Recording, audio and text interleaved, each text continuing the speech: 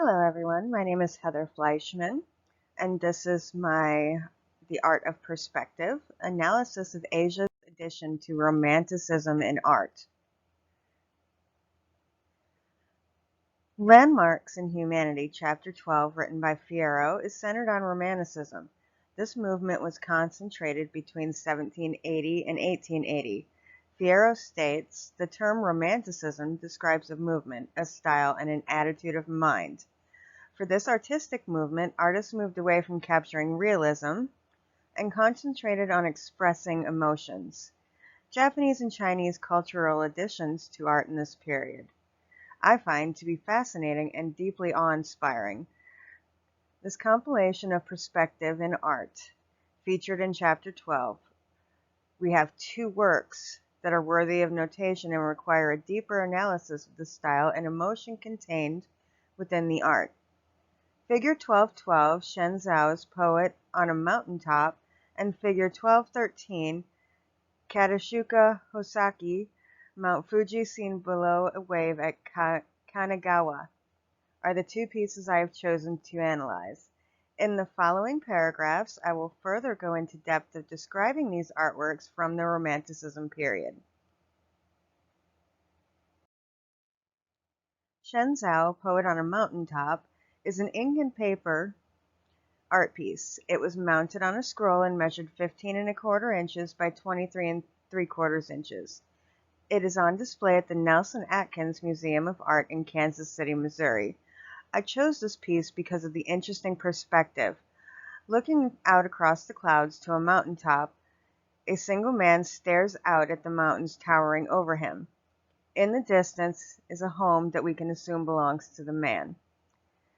There are trees between the man and the home, and in the upper left-hand corner is a poem associated with the image. This is traditional for the cultural area and scroll work.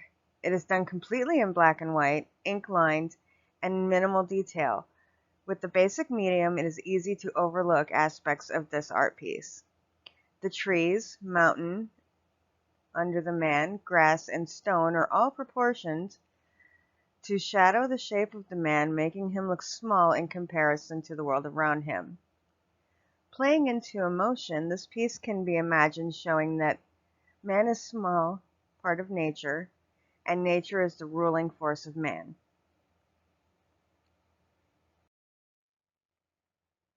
Kashukia Hokuzuri, Mount Fuji, seen below a wave at Kanagawa, is a full color on wood block print.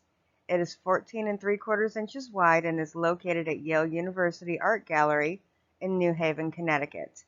This piece of art was created in the area of 1830 to 1833.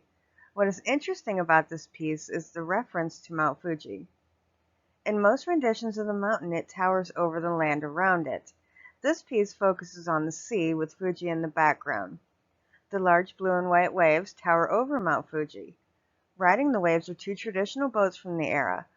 One boat is pictured in the foreground, riding the largest wave. The other boat is in the background, closer to Mount Fuji. The fierceness of the sea and the braveness of the men in the boats are complementary in nature. Both are painted here to give the emotional impression that however the world rages, we live in a great balance. It also suggests to me that even though Mount Fuji is great in size, it pales in comparison to the fierceness of nature. The use of perspective in both pieces of art discussed are two of the best examples of perspective used in art to create an emotional response. Lending to the idea that we are only a small part of the world around us by using perspective shows a talent and appreciation for the world that I can identify with. Interestingly, while both art pieces come from this similar time frame, they share differences in the medium used, color, and details. However, both share the emotion of the times, where things were simpler and the world around us was bigger than we were. This appears to have been lost to the modern world, with the only examples left such as these art pieces from the Romanticism period.